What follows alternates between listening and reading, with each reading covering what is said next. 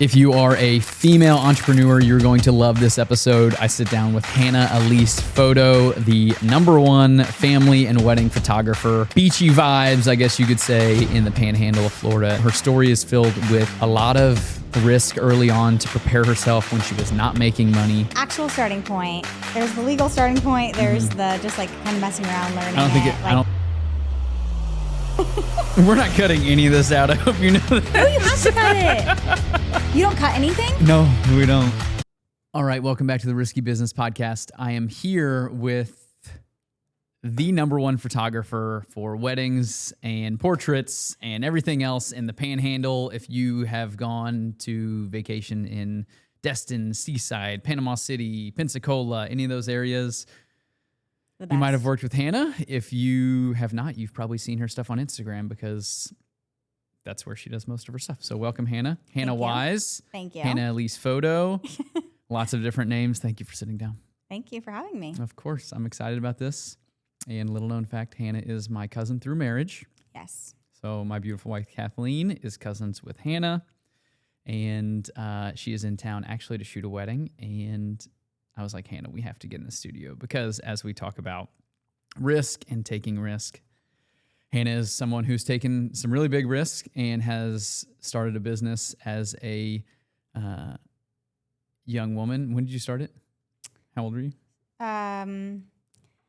Actual starting point. There's the legal starting point. There's the just like kind of messing around, learning. I don't think the IRS listens to my podcast, so you're okay.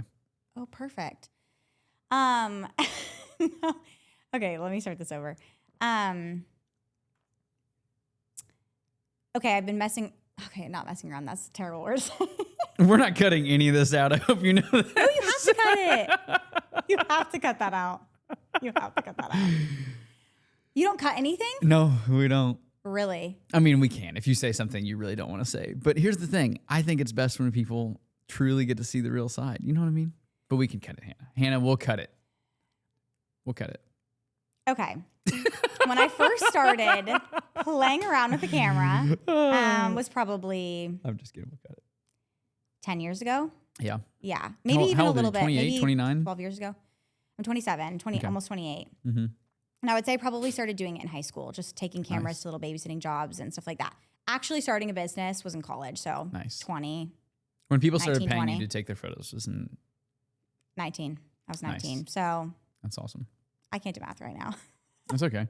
And you have a really big social media following. You have 50,000 followers on Instagram. You have a bunch on TikTok. You have videos that have gone mega viral with tens of millions of views mainly at weddings, right? Yeah. Like that one big one of the couple. Like, yes. Yeah, pretty much. What was the couple like acting like another couple in a movie or something? Yeah, the How to Lose a Guy in 10 Days movie. I was just like, saw this girl in a yellow dress. It was kind of big at the time too. I feel like I saw a lot on social media. Sorry, I gotta clear my throat. Saw it a lot on social media that people were. Water if you need it. Oh, perfect. Fiji. We're fancy around here at the That's Risky super Business fancy. Podcast. Yes, I'll open it for you while you sit there and talk. The crack. You should do it right by the mic, a little ASMR. There you go, Hannah. Thank you. This is going to be a fun episode. Hannah and I can sit down and talk for just an hour about anything anyways and probably not come up for air.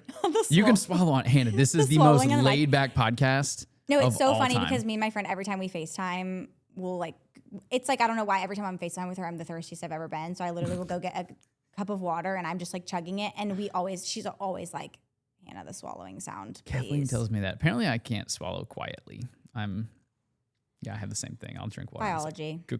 But so you started a business, whether it be 19, 20, when you were young. Yes.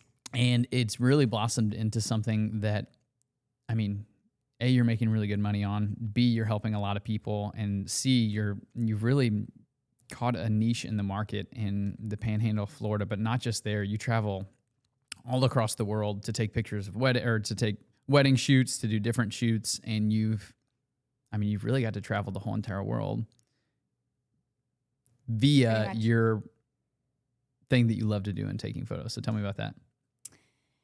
Yeah, it's honestly so fun. I've always wanted to travel. Definitely my whole life growing up, I had Pinterest boards and I always wanted to travel, but it just wasn't something, obviously financially. I remember thinking like a $3,000 plane ticket or a $3,000 trip or whatever was just the most unachievable thing, but it was definitely my dream to travel. And so kind of in college, I started just doing photos on the side here and there just to have a little extra money, honestly, just truly to be able to pay for the next semester. And I had no Bob Jones University, correct? Bob Jones University, shout out. I went to Liberty. She went to Bob Jones, probably the two strictest schools in America. Yeah. So No, PCC. okay, Not to be overlooked. Pensacola Christian College, which is actually in the city that I live in now. That's funny.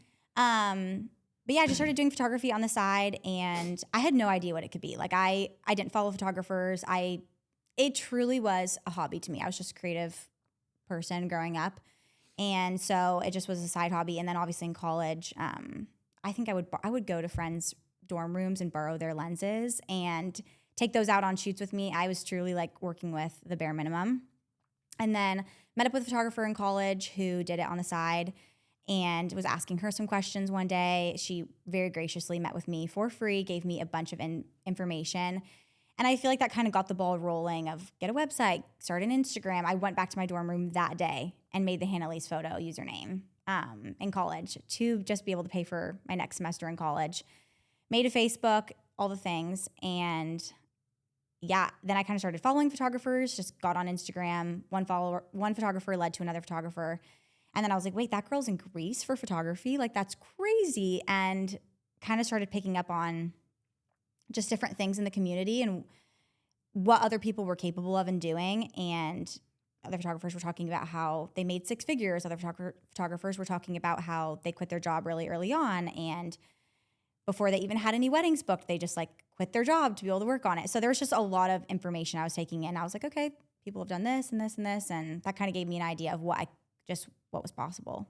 That's pretty cool. I think one thing that that I hear when you start telling your story is, and when I think of somebody else who's listening to this who wants to be an entrepreneur, wants to start their own business, I think it's cool to see somebody who started a business in something that kind of accidentally started because it was something you were passionate about. Yeah. And I think that's a lot of times where the best businesses come from, because it probably didn't feel like work for you when you were like, okay, like tonight, let me go watch videos of these very successful photographers and how they're using this lens, or I wouldn't know the terminology to use, but how they're bettering their craft. Yeah.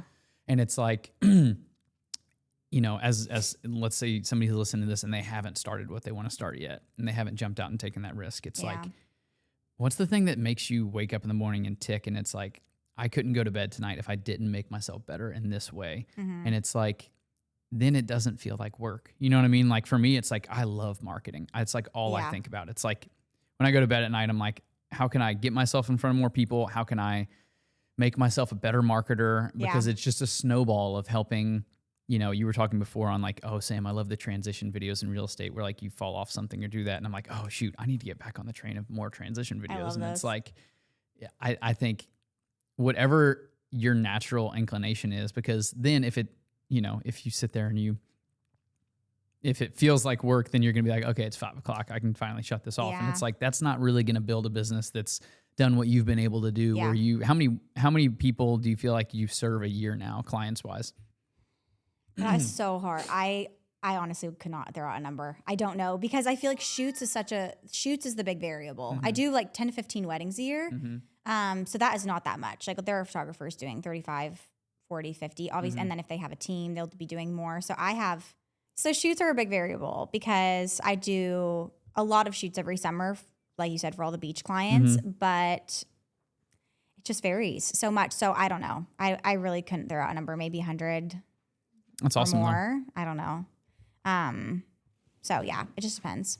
That's awesome. Depends on the year. I think it's really fun seeing the flexibility you have in it, because you truly can pick the times you want to work. In real estate, everybody gets into real estate because they're like, oh, I want to control my own schedule. You don't actually control your own schedule. Yeah, you work so much. But it's crazy. In your world, it's like you truly can be like, tell us about the trip you just took. I don't want to spoil it, but what you did the last 3 months. Okay, yeah.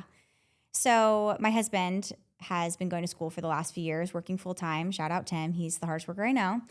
And he kind of came to me, I don't know, probably a year and a half ago with a dream to go on a road trip out west. And it's something we've talked about our whole marriage when we lived out in Arizona.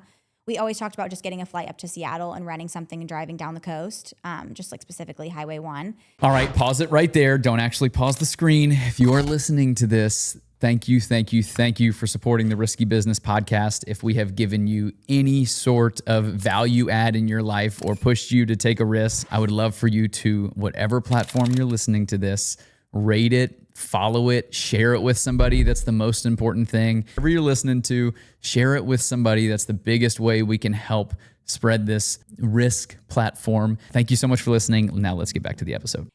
Never happened. We were just in a very different place financially and just with our time back then. But then we moved to Florida, so we're kind of like, well, bummer. Now we have to like get a flight out to go down to fly home.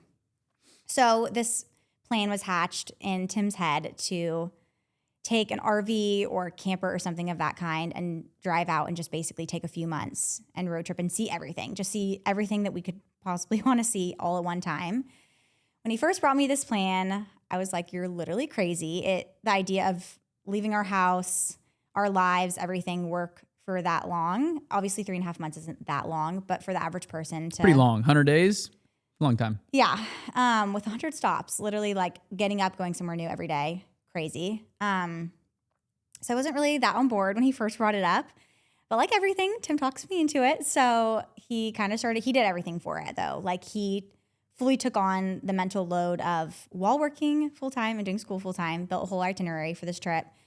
And yes, it's 3.5 months of road tripping all the national parks, Utah, Colorado, California. I mean, I feel like a snob when I start listing all the states, because it was truly so many places, but it was such a cool opportunity just to see all of that one time. And it makes the most sense too. We only drove like hour and a half, 2 hours most days. Like you would think for 16,000 miles of driving that we did this summer, that would be just endless hours in the car.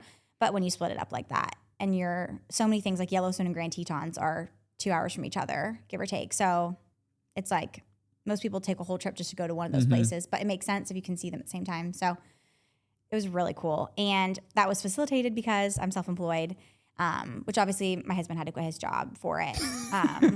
There's a lot, just that, you know. But he was starting. Side note, not that important. It's fine. No biggie. But he was starting a new job. So it worked out perfectly. Again, like if you can find a gap in your life like that, to have flexibility, it's amazing. But with most jobs, you can't. So it is. It's crazy. I literally did 3 shoots over the summer and 1 wedding. So I pretty much quit my job for the summer as well.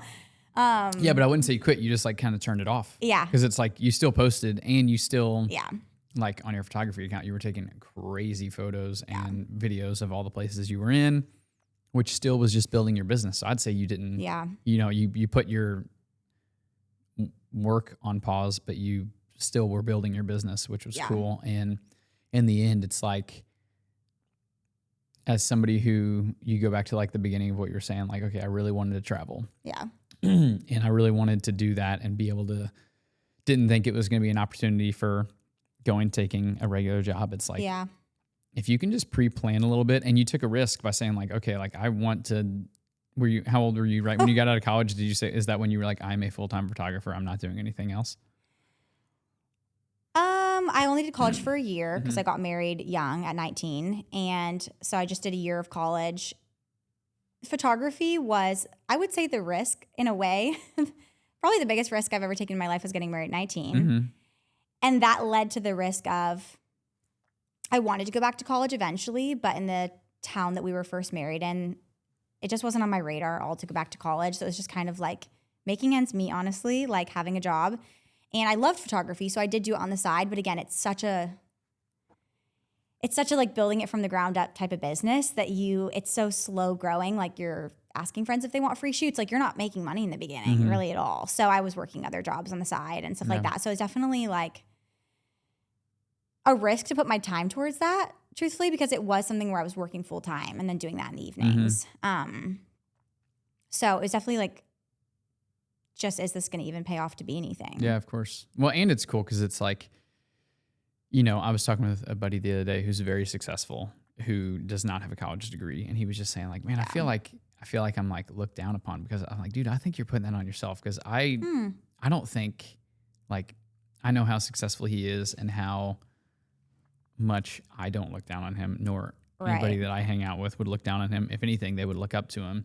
And it's like, if anything, that's like kind of what this podcast is. It's like, it's in no way telling people not to go to college, in no way telling people not to work a 9-to-5 job, whatever you want to do. My thing is just when I sat down with people who were successful with their business and I asked them, how are you successful with your business? It always pointed back to a risk they took when they were in their 20s or sometimes 30s or any age in life, but 10 to 20 years before when they had this massive successful business, they took a massive risk that was like, here's where I could have gone a safer route and I bet on myself, or I educated myself in this way, or I took a big risk and here's how it paid off. Right. And I think you're a really good example of that because it's like you took this massive risk. You said, I'm going to invest in myself when I'm not seeing the rewards anytime soon. I know I'm not going to be able to charge $5,000 to go take these pictures tomorrow, but as I build my repertoire and I become truly the best in this industry,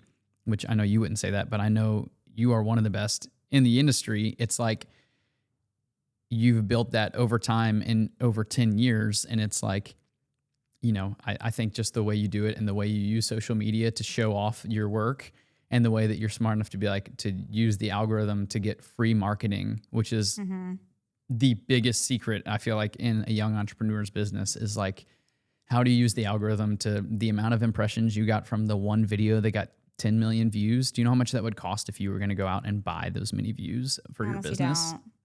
Oh my gosh, it probably would cost, I don't know, $80,000, $100,000 to get that many people to look at your stuff. Wow. And so when you make content that's that good, you literally are saving 80 to 100,000. Now I'm just spitballing, but like 80 to $100,000 for your business and gaining that much traction. And so I think it's really cool to see the way that you've, you know, you take really good care of your brides. You're in town to do, that's the only reason she's here is to do a wedding shoot, but you're in town to do a wedding shoot. It gives you the flexibility to take jobs, do things that you want to do. And I think that it's really challenging, especially to young women. I feel like there's a lot of times where it's like, and I'd love to hear your response to this and your thoughts on it, but I feel like there's a lot of times when it's like taking risk in starting businesses is more the guy thing to do. It's like the woman's job is to like go do something safe, be a nurse, you know what I mean? Like take the safe route. And then the guy's job is like, okay, you go take the risk. It's like, I think you've done a really good job of like, you jumped out, you took the risk. And I know that you've inspired a lot of young female entrepreneurs, whether it be in photography or any other business. What are your thoughts on that? On being a woman entrepreneur?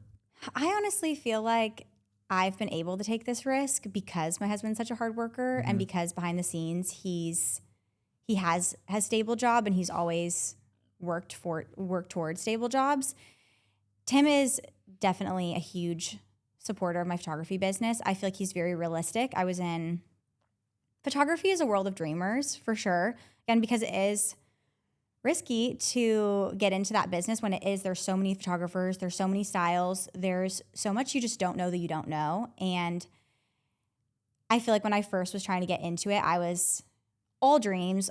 Like, yes, I knew it was a risk, but also you're learning so much as you go that you're like, okay, wait, I could have $100,000 business. Like, that's crazy. Like, and I would kind of start throwing around things like that. And Tim was very realistic, like very grounding. He very much was like, okay, I support this. I think this is great. But also he encouraged me to work another job while building that because, I mean, in a way he's a little bit less of the risk taker in our marriage. I feel like he was a little bit more like, okay, well, let's have a stable job.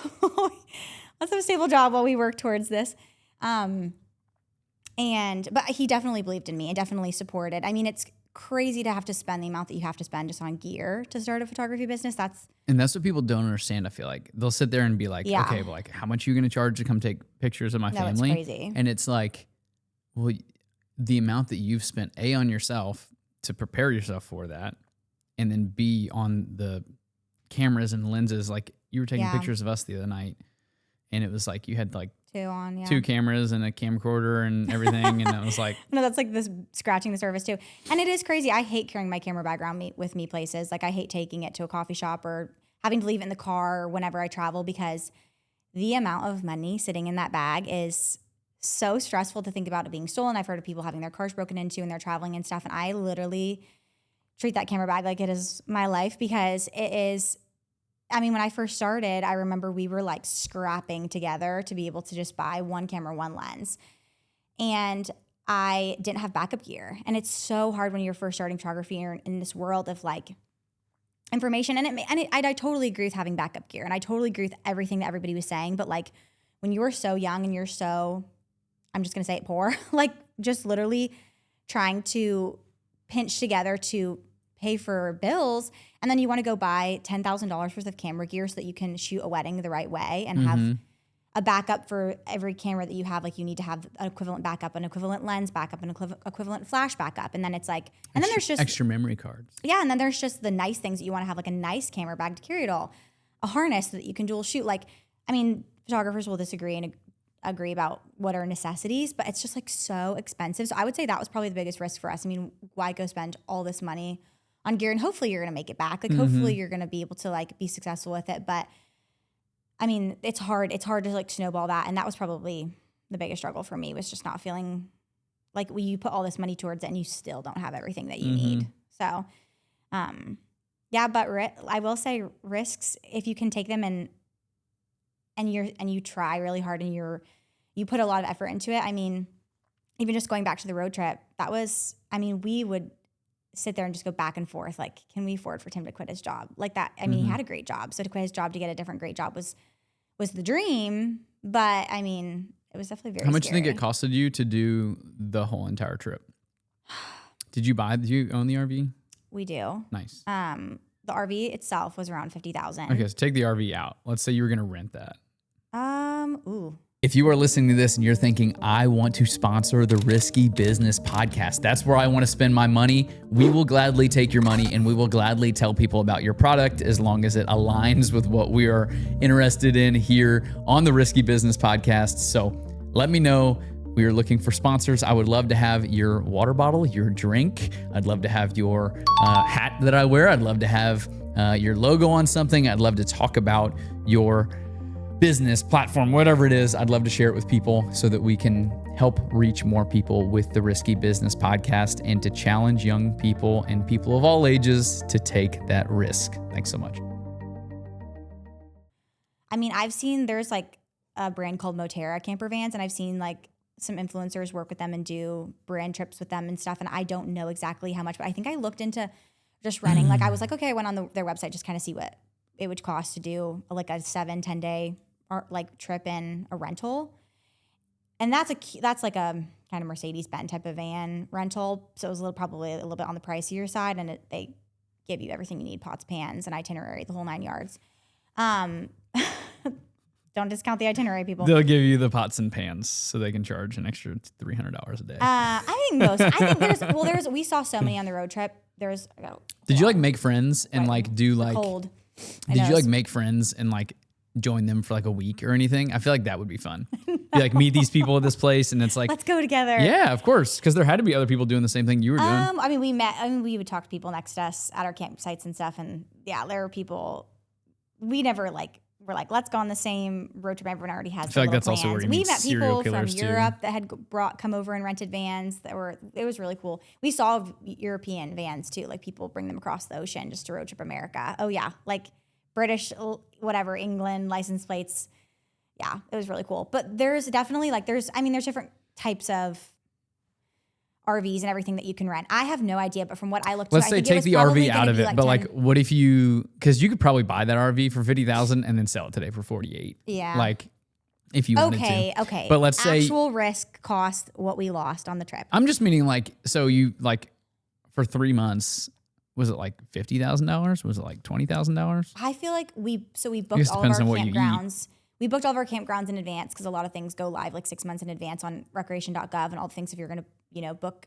Yeah. Literally as it rolled, the second rolled over to 9 a.m., we had to be on the site.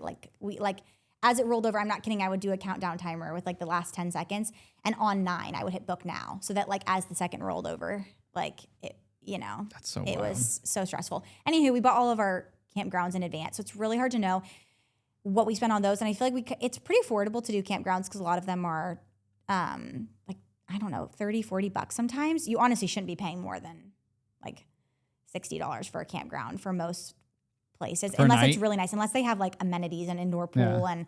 and bathrooms and like laundry and a ton of things. I feel like So you're that you paying can like get, $50 100. a night on average not to then bad. like go But I mean, you're paying for the whatever RV, so whatever that's like your food you whole. want. Yeah, That's the house yeah, that yeah. you're paying for. But that in and of itself, I would say we probably spent maybe $10,000 on gas, $8,000 on gas, because gas for 3.5 months driving every day and not cost effective, like 10,000 on gas an hour. maybe. And then like I would food's say just at up to least a few you. thousand on the lodging, even still, because I mean it's every night you're paying $50 to $100. Yeah, that was sometimes we would pay $5,000 like maybe for $100 $200 if it was a really cool place. But yeah, and then food, but you're gonna have to eat at home, so that doesn't really count. Yeah, but you ate probably some cool You have to places. drive. You have to drive at So home like too. literally but- before you eat, it's probably like 20 to 25 grand. yeah. And then it's like, and you were gone for 100 days. That's And just we were so cool. also unemployed.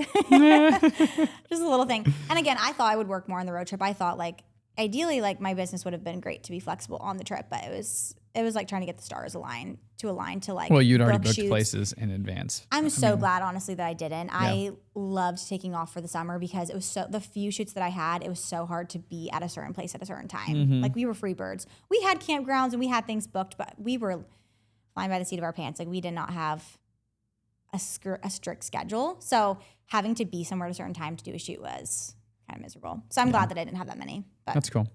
Okay, back to the back to the risk and circle back. female entrepreneurs, because I really think you have the ability to challenge a bunch of young females who want to be an entrepreneur. What would your biggest advice be to a young girl listen to this who's like, I want to be an entrepreneur of some sort? Okay, it's so cliche, but everybody says just start. But I genuinely feel like you're not going to know everything that you need to know right off the bat. And you're not going to know what goes into it. You're not going to know everything you need to buy. You're not going to know what you could even be. You're just not going to know the full potential until you get that ball rolling, in my opinion. So don't stress because it's going to come slowly. It's not necessarily like there is risks, but it's not like bam, one risk all at one time. I feel like you're slowly making decisions. You're slowly realizing what your business could be, like what the potential is. You're slowly doing mentorships. You're getting advice. You're just like soaking information, I feel like slowly.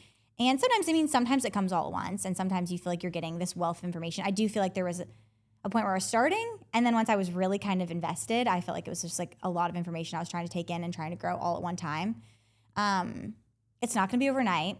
So that's a good thing and a bad thing. I mean, it's nice because you don't need it to be overnight. You don't need to sit there stressing, like, why am I not as good as her? Why am I not as successful? Like, why am I not booking as much? Why am I not charging as much? You don't have to be stressed about that because it's going to grow for you. Like if you put in the work, it is simply going to grow. If you practice, I grew up taking like piano lessons and voice lessons and all the things. And it was like practice. And it is truly like that with everything in life. Like the more that you put into it, the more you're going to get out. So just literally starting, that could be a mentorship. That could be in any field. I mean, you can mentor with anybody. If somebody was going to get into real estate, I would for sure talk to you. Because how are you going to know how to write write contracts or what you should be doing? Educating yourself is incredibly important to be able to actually go do the things that you just learned. You have to know them. You have to know what questions to ask. And it's like, do. there was a guy on the podcast named Todd Earwood who really interesting guy. If you're enjoying this, after you're done with this episode, go back and listen to it. Todd Earwood was probably like 10 episodes ago. He owns a piece of over 100 AI companies that he bought since like 2018 or something crazy. Really cool. But his advice that he gave that's similar to what you're talking about is he was just saying like, if you're not embarrassed, when you look back, if you're not embarrassed by the first product you put out there, whatever that product is, then you waited too long to start.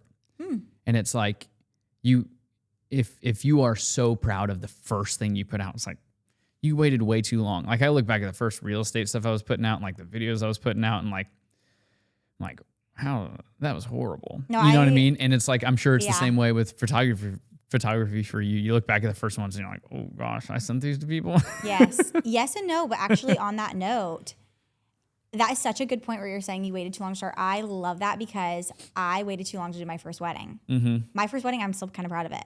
I rented my dream camera for it. Like I didn't go and shoot it with my little Canon 80D, my crop sensor camera. Like I rented my dream camera for it. And it was, for family, but I charged a little for it where I even feel like my first wedding, maybe I could have done for free. Weddings are a lot of work, so don't do them for free. But like I just think that I'm actually still kind of proud of that work. And I agree with that. And I know I started too late because I remember spending years telling people when they would be like, oh, would you ever do weddings? I was like, no, that is way too much pressure. People can redo their photo shoot, but they cannot redo their wedding. That's the confidence I had in myself. Like, I'm not a naturally confident person at all. And I would literally go around saying that. Like, people can redo their wedding. Like, I can't be, like, what if I miss like a moment? And so I did. I put it off till I felt like I was really, really capable, which is fine. You don't want to screw somebody over on their wedding day. Like, that's a big deal. Like, you don't want somebody's wedding pictures to be ruined. But obviously people they pay for. And if they really want to not pay or pay somebody very little, like, that is their choice at the end of the day. And so, you know, that's how a lot of photographers get practices with people that just really don't want to spend as much. And that's okay too. Like, if you have a photo of the day, like, some people are content with that. They don't need 2,000 beautiful photos. You know what blew my mind with you was you took our family pictures the other day. And it was like, what, a 25, 30-minute shoot? I feel like, yeah. And you were literally, I saw you editing them yesterday, and it was like, how many pictures did you take? 2,400. 2,400 photos. And so it's like, you look back and it's like, okay, you wonder why, like, if we would have paid somebody, let's say now, I don't know if we are paying you for that. Maybe we are. Maybe we'll get a bill later.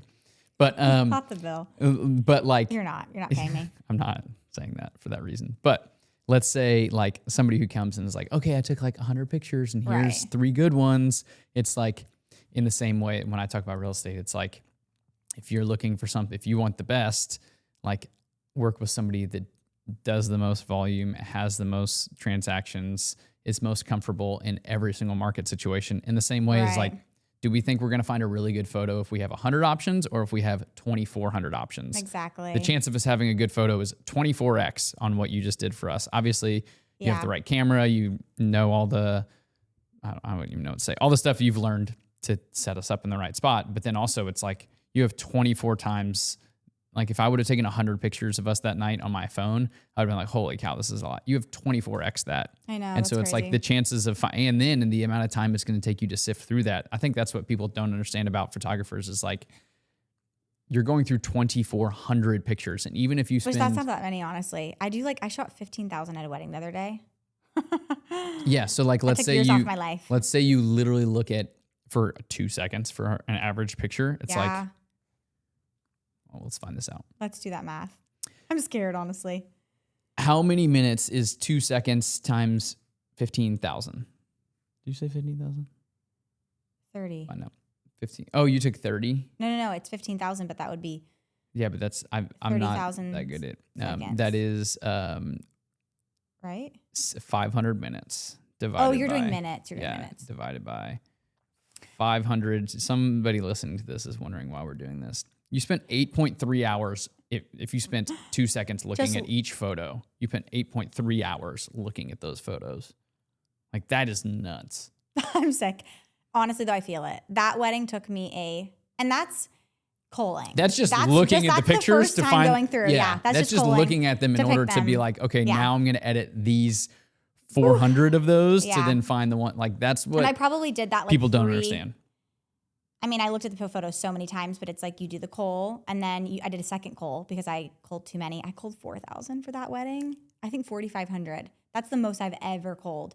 I mean, I literally clicked. For those of us who don't, know what cull is. So it's just selecting the photos that you're going to deliver out of the batch that you shot. That is nuts. So yeah, 4,500, and so I was like, I literally cannot. I mean, I promise 75 to 100 per hour of coverage if it's a 10-hour wedding. That should be 1,000 or a little bit, like 1,000 700, or more. 700, yeah. So yeah, crazy. And I had to cull it down. So I had to do a second cull. Then I have to edit, which I spend multiple seconds on every photo. And then, I would hope so. Yes. Then I had to edit polls, edit people out of the back. So then I had to go through another round of taking all the photos through Photoshop and editing. Yeah, I think that's the thing that there's so many in as you dig in more into, especially. Okay, if you're listening to this and you're thinking, I know somebody that should be on this podcast, we have a website, riskybusinesspodcast.com. You can go on there and you can say, hey, I should be on the episode. Or you can go on there and say, hey, I know somebody who should be on the episode. You fill out a little form on there. Our team will look at it and say, yes, this is a great person for it. Or no, maybe not. We record in Louisville, Kentucky. And so if you're willing to come to Louisville or make arrangements for it, I would would love to talk to you about the risk you've taken. So hop on there, riskybusinesspodcast.com. Check it out. Check out the website. We got more info and maybe some merch coming very soon. Here's the hat. So let me know. Entrepreneurs who start their business, it's like, this is not some like massive company where you have like a staff of 5 people going through your stuff. Yeah. Like you are working on it. You are getting it done. And I think it's like, it's your level of excellence that promotes the final product. And if you're sitting there and you're like, oh, I'm listening to this podcast and I'm going down to Florida and I want family photo shoots. First off, check out Hannah Elise Photo on Instagram. You will see all the vibes and all the pictures and all the things you want. The aesthetics. I know we can't get into names, but like you've taken very famous people's pictures. You've taken a lot of very big time weddings, and you're not the cheapest, but also like you mentioned earlier, like if you want you get what you paid for. Yeah. And if you want one average picture, then you're not the person to come to. But if you want a handful of really, really good photos and you're going down to anywhere in the Panhandle, Hannah's the person to reach out to. She does a great job. If you're getting married, and she flies everywhere, correct? Yes. Italy? You just got booked for, was everywhere. it Italy? What was the one you just got booked for? I'm not booked. I just got an inquiry. Oh, an inquiry. The other day for Italy, which is one of my favorite places. So, yes. Yeah, I love Italy. Kathleen, my wife, went to Greece with you 2 years ago. We did Greece. I had a wedding there. It's always fun. Like, that's what I love to do. I love to book a wedding and then bring someone. I got to bring my mom for her 59th birthday last year to Cancun. Took her to an all-inclusive resort. And it's so fun. They spoil you. And she's just never gotten to experience anything like that. Bring family friends. Me and Tim love to travel together, obviously. So it's fun to bring him when he can. And then I love a girls trip. So it's fun.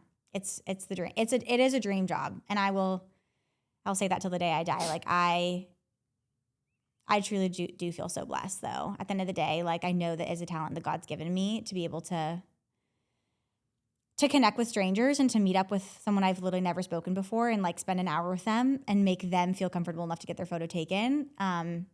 That's good. I love how the pause there.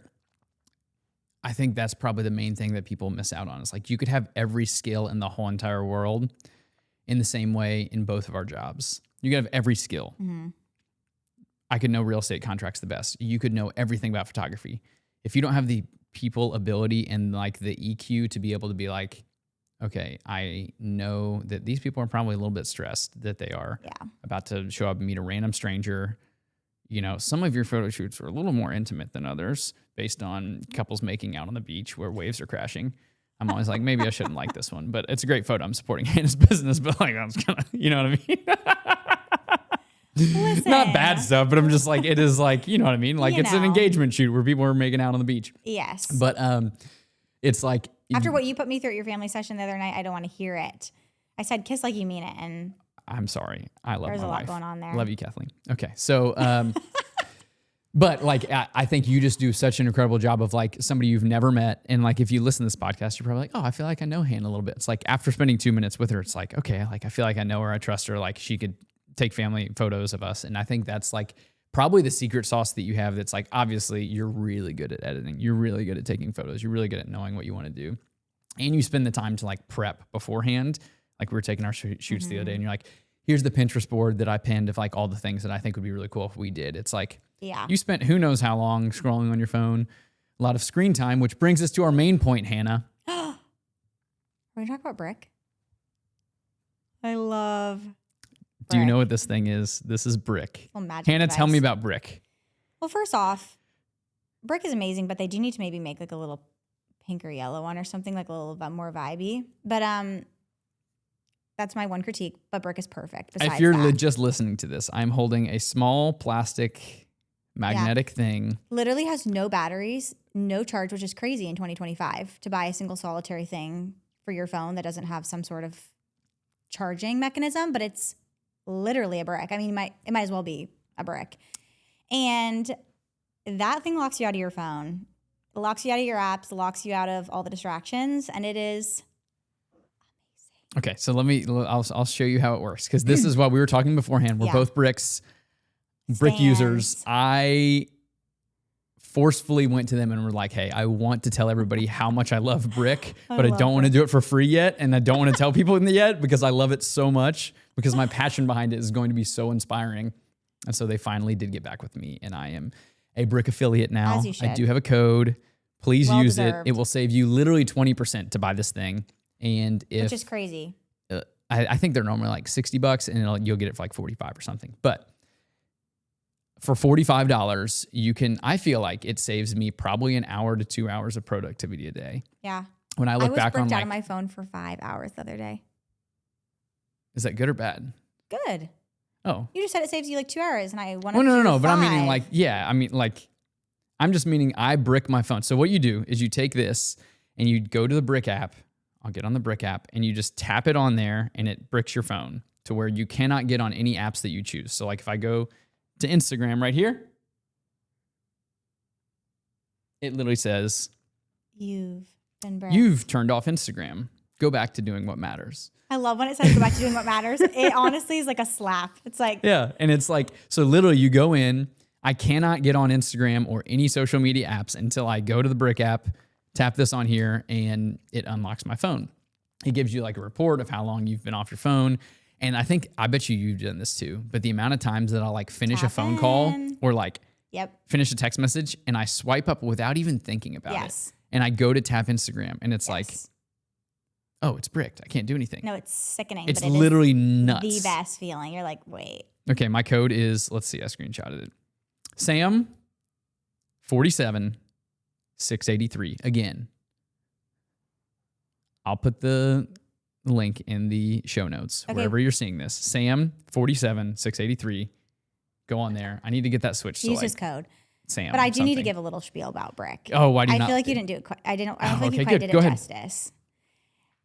So the reason that you need a brick, it's just not well explained, because in my head I was like, okay, something to lock me out of my apps. Why would I want that? First of all, like, it's hard to like search out accountability. You know what I'm saying? But the reason that the brick is so nice is because, like Sam said, you accidentally swipe in. But then you're there for an hour. Yes. The key to the brick is that you're basically just downloading an app. You're putting your log in, whatever, and having a physical thing that you leave it. I would say leave it on your fridge. That's what I do. Leave it on your fridge. I mean, I've left home bricked before, like accidentally forgot I was bricked. Left home, my brick is at home.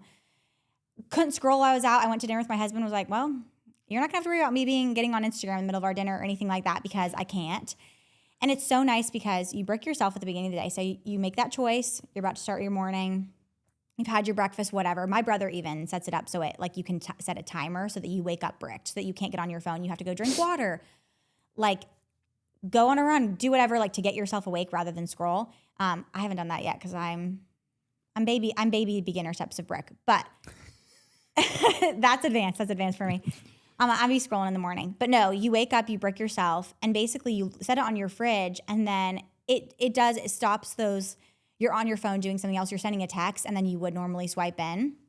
But who is going to want to get up off of what they're doing and go get their brick? To unbrick, you have to make that choice. So it reminds you, hey, why did I brick myself in the first place? I bricked myself because I wanted to be productive. So that's why it has that little, it's so much better than like leaving your phone somewhere, because it's like, okay, I have to return calls. I have to return texts. I have to be able to like, and so that's why you can choose the apps that you want to brick yourself out of. And that's why I like it so much, is because it's gives you the ability, as somebody who is like both of us, entrepreneurs. We work from our phone. Yes. We can work from anywhere. Yes. A lot of our business building is using social media. Right. So it's like you can sit there and I can be like, oh, well, like I'm working. Like I'm working all the time. It's like I'm working. Yeah. I was working. Now I'm scrolling on random reels and watching conspiracy theories. And I'm like, oh, wow, this is like an 8-minute long video. But now I feel like I know what happened to JFK. Yes. And I'm like, well, I just wasted 8 minutes and then I scroll the next one. And now I'm 45 minutes in. I'm like, I could have done so much. This has been so helpful. So it's so good. Go to the show notes wherever you listen to this. Click on it right there. It'll say it's like $40. It's like if it saves you, let's say it saves you an hour for the 5 days you work. Yep. If you make more than $5 an hour, 1 week, you are back to break even. And if you ever just want to take a full social media fast, like a little break, because I want to do that so many times, but I have drafts in all my apps, and if I fully delete the app, I have to literally move the app on my phone because I have such muscle memory. It's scary. I have muscle memory of where my apps are, so I will swipe, be into Instagram on a week that I was trying to like take off of Instagram for the week before I even realize it. I'll have scrolled 4 times before I even realize it, and then I'm like, oh. And it makes you, so it's nice because you could brick your apps for a whole week, and then you don't have to delete them off your phone. You don't have to lose your drafts. You don't have to like re-log in, re-download. So that's something else I've been wanting There's to the do. brick ad. Brick. We're obsessed. Go get one. I would say not sponsored, but they're the best. They're the best. They're the best. no, it is so good. But okay, so as we get back to risky business, risk, what's the next risk you're looking forward to in your life? We didn't prepare any of this, by the way. This is all just off the cuff. Yeah. She asked what we were going to talk about. I said, Hannah, we could talk for an hour. Cam, how long are we? Do you know? 44 minutes. I believe it. I expected longer. In the last 15 minutes, what do you have for us on future risk and inspiration for people listening? Me and my friend have kind of talked about making like creating like a physical company. Okay, not a company. Yeah, like a physical place you can go in. No, that's why I'm not explaining this well. Like having an online store of some sort. I mean, maybe eventually it would be in person. And I don't know what it would be, but I feel like... What would you sell? I had an idea to kind of sell the best of everything. Like what people follow me for. If they follow me for photography, but also I feel like I have a pretty strong brand and aesthetic when it comes to like beachy, girly, cutesy. I hate that word. But like just like beachy, girly, cutesy. Sounds like all the things I'm going to go follow you for. Yeah, I know. You'll be my first customer. But I have a strong brand. It's not everybody's cup of tea, but I have a strong brand and aesthetic that I've kind of come into over the last few years. And I feel like it would be fun. And one of my best friends in the whole wide world, Sarah, love ya. All right, I'm here to tell you about Brick. Brick is something that has truly changed my life. If you are an entrepreneur or you're on your phone for work at all and you have a problem with maybe scrolling over and getting on Instagram when you could be returning some texts or phone calls or emails, this is for you. I bought it when I didn't fully understand it. You tap on the Brick app. It shuts off all the apps that you choose. For me, it's all social media. The amount of times I will like actually scroll up and like just go to Instagram or TikTok without even thinking about it. And it'll be like, hey, you're bricked. You can't even get on this right now. It literally saves me probably 1 to 2 hours a day of productivity. And with my code, which is SAM47683, I'll put it linked to wherever you're watching this, $10, which is around 20% on the Brick app. Takes it from like $60 or $65 to like $40. It is fantastic. It's magnetic, no batteries, nothing. You just tap on it. It will change your life. She has the same kind of aesthetic, and I thought it'd be fun to kind of go in together and kind of create something where people, maybe like gifts, where if somebody's like, okay, like they love our aesthetic, they know they can go and they can find like a really good gift. Obviously, there's so many stores like that, like in person, where you can go and find a cute tote bag or a cute necklace or I don't know, literally just anything girly and vibey. I feel like there's places that you can go in person, but I don't really feel like there's an online store that has a lot of everything, but also everything that all goes together and makes sense. And like, well, it makes sense because everybody together. who's going to follow you and enjoy your content probably likes your vibes. And then if they enjoy that, then it's like, okay, well, they're probably going to shop for the same things. Let me go out and take the time of finding them. Yes. Bring them all in one place. Yeah. So that's a pipe dream. That is a very that'd be cool beginner pipe dream right now. But I'd love to be a mother soon. That's a risk. And that is a risk. But it's also, I don't know that I think about that as a risk. It's something I've always wanted to do. I feel like it's just the next phase of life. But I've seen you with our kids this weekend. You're gonna be a great mom. It's definitely just a big change of life. So I feel like it feels like a risk because it feels like to come to that point where you're like, we're ready. Feels scary because I mean that's a decision that we have put off for a long time. We've been married for almost 8 years and we traveled, we did all the things. I built a business and I have no regrets, but it's definitely like the next big jump in our lives for sure.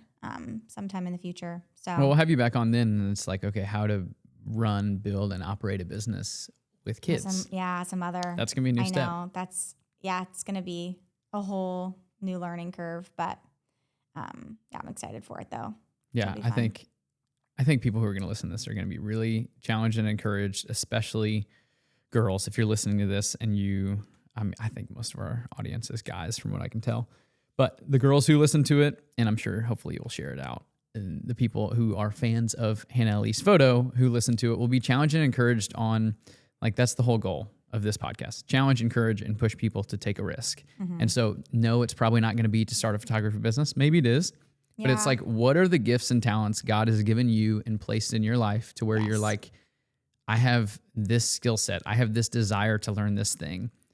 What's keeping me from saying like Hannah, I'm going to still work another job and in my off hours work extra, to where you could have been just like, oh, I lived at the beach, I'm going to go down and hang out at the beach tonight. It's like, no, I'm going to learn and build my repertoire so that in 5-10 years, I have a business that gives me the ability to be like, I'm going to take 3 months off, which literally maybe 1% of America could be like, I'm going to take 3 months off of my business, go on a 3-month trip that's going to cost me anywhere between $25,000 and $50,000 to just go and enjoy America, which you literally saw more in 3 months than what most people will see in their whole entire lifetime. And it's like, humbling. From risk you took 8 years ago, you set yourself up to be able to do that. And so it's like, maybe not everybody wants to be a photographer and not everybody wants to travel the world in an RV or America in an RV, but it's like, what's your thing that you want to do? Mm-hmm. And it's like, I just think you're going to challenge a lot of people today to be like, okay, maybe I don't know everything, but I can take, it's just the old saying, like, get 1% better. Yeah. It's like, how can I get 1% better today, 1% better the next day, 1% better the next day, and at the end of the year, you're 350% better or whatever it is. And figure out what you're good at. Everybody's good at something. 352. I mean, you're amazing at real estate. I think if Kathleen is not famous on Instagram in the next year, I'm going to be upset, because she has such a strong brand, like creating a beautiful home. She's so good at that. Like, I feel like I can see in other people now. Like, I feel like I can kind of, I don't know, in a way pick out what I feel like somebody might be good at, like building a business. Tim always kind of jokes that he would love to start a gym. And I'm like, do it. But Tim's Gym for Muscles. Tim's Gym. Tim is strong. And Tim's Gym. A little smoothie part would be Hannah Banana Smoothie. Listen, I love a little. Tim's Gym, Hannah Banana Smoothies, and then what was it called? Girly cutesy things. And the other. No, okay, we're cutting the cutesy. Just kidding. Sam won't let me cut it. But no, I don't know. It's just fun to like dream about businesses and see what people are good at and like take that and grow it. And like I said, it's not overnight. Your real estate wasn't overnight. I remember when I don't know if that's very good grammar. I remember when your life looked a lot different. So it's not overnight for anybody, but it's worth it. And you're staying with us, and you get to see how hard it actually is to be a real estate agent. That's what some people, it frustrates me so much. People think it's the easiest job, which is so funny. 11 p.m. the other night, me and Kathleen were going to start a show, and he literally was heading down to the basement to his office. I was like, what are you doing? He's like, I'm going to work. I was like, 11 p.m. Which I used to do, actually. Real estate, don't sleep. When I was on a different schedule, I would work late into the night like that. But I'm a 9 p.m. bedtime girly now. There we go. And you just saw Norton Commons today for the first time. What are your thoughts on Norton Commons? Beautiful. Does it remind you a little bit of Florida vibes? In a different world, I would live in a place like this. I want to experience a little bit of everything in life. I was telling somebody this the other day. I just want to like live in New York City for a few months and do the subway and get really comfortable there. And then I want to go live on a farm and like ride bareback all the time. Like, I just want to experience a little bit of everything in life. So when I see life like this, it's like, I know I'll never live that. Just like living a walk down to the coffee shop or my gym. Cool. But I just think it'd be so fun. It's beautiful. It is cool. Well, thank you for coming on. Anything else you want to say? Inspiring. Hannah Elise Photo on Instagram, probably the same on TikTok. I'll tag her and stuff. If you watch any of the clips on anything, you've probably seen it. But no, thank you for having me. I'm super honored. Every time you say, I got your hat. Every time you're like, I want to have you on the podcast, I'm just humbled. So thank you. You did. Oh, well, hopefully it was easier than you thought it was. Yeah, easier? It gets easier to chat. I'm a yapper, but I'm not an on-camera yapper. You did a great job. This is fantastic. Go follow Hannah. Go, not that she needs me to tell people to follow her. She has a lot of followers, but go follow Hannah. Go when you're going down to Florida for your next vacation. Have her do your family shoots. I promise you will not be disappointed. And if you're getting married and you want a really, really top-end photographer, let me know. Anywhere in the world, Hannah will go anywhere. I'd be honored. As long as it's like a cool place. Like, you're not going like middle of Nebraska for photos. I would. Would you? 100%. Okay, never mind. If the price was right. Indiana. I will go anywhere. It does not need to be somewhere cool. It's fun to go somewhere Never mind. All you Nebraska listeners, call her. No shame, no shade thrown at Nebraska there. And get brick. Yeah, that's some Nebraska hate on there. Right there. Yeah, sorry for the Nebraska hate. Sam, 47683. I'll put the link in there. Yes, get a brick. Get brick. It'll change your life. It really will change your life. And I was not an affiliate before. Literally it changed my life. And then I was like, I have to be an affiliate before I tell people about this. And brick. Please make a pink one. Brick, make a I pink love one. color. At Brick. Thank you. Thank you, Hannah. Thank you.